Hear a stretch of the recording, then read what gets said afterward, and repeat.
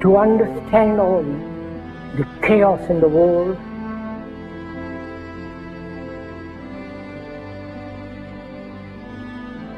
and as we have been programmed, both biologically, physically, programmed mentally, intellectually, one must be aware of this being programmed like a computer. The Quran says you are busy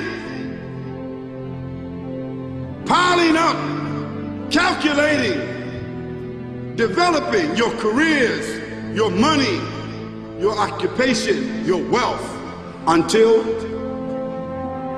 you visit the graves. Think about it. When was the last time that you went to a funeral? What was the demeanor? Were the people cracking jokes? Were they dancing?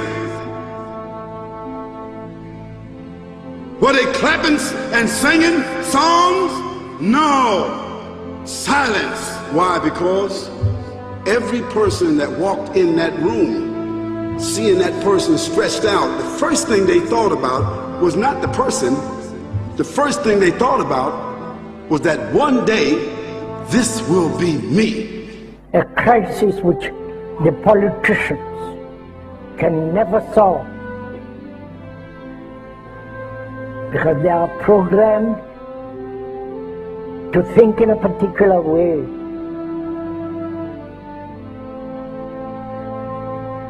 Nor the scientists can solve or understand the crisis,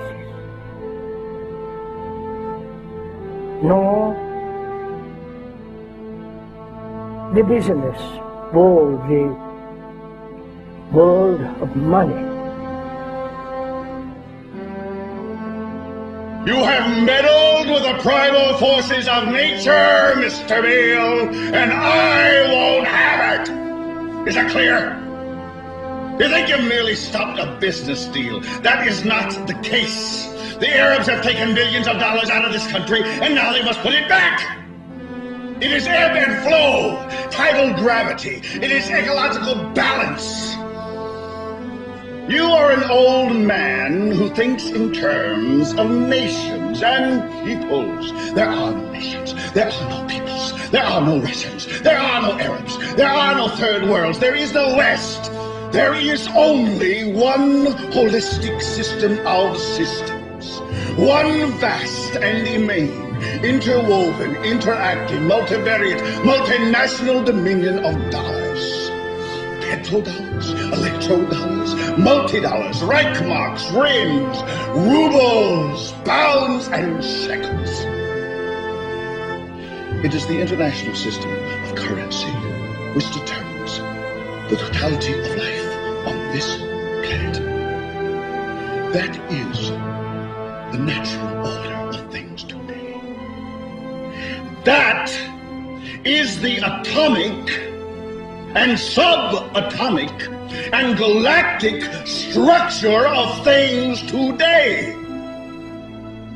And you have meddled with the primal forces of nature.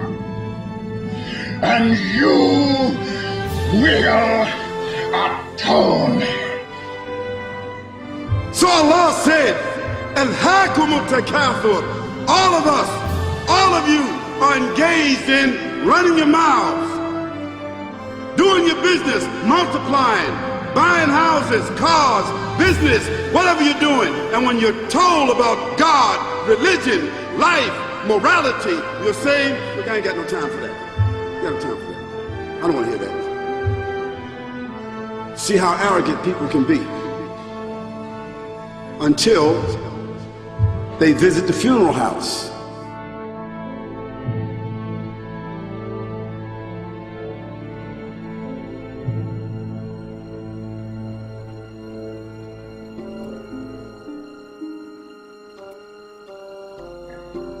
So unless when he is very, very serious, not flippant, not casual, but is concerned with the whole of humanity.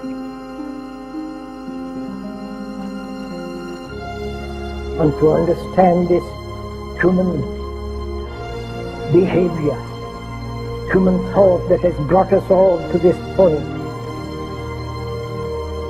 And you say to yourself, is that it? I mean, 50, 60 years, scraping, struggling, scheming, lying, stealing, fornicating, jumping up and down, begging, working, and this is the end of it? I mean, is this what's going to happen to me? Are they going to be dropping me into a hole in the ground? A hole in the ground.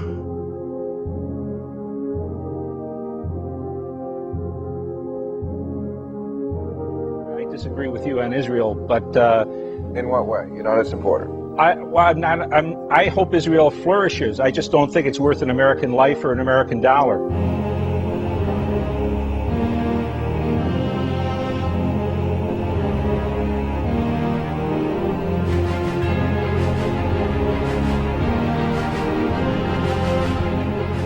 What happens in the winter? All the leaves fall off the trees and the earth goes dead. And what happens in the springtime? The water comes, generates the earth again, germinates all over again, new grass, new leaves, new flowers, new fruits. So Allah says, and a sign for them is the dead earth. After that, we give it life. And then you eat the fruits from that. So Allah says, the one who gave you life in the beginning, is he not able to give you life all over again in order to judge you? Yes, certainly. You may want to deny it because you don't want to be judged.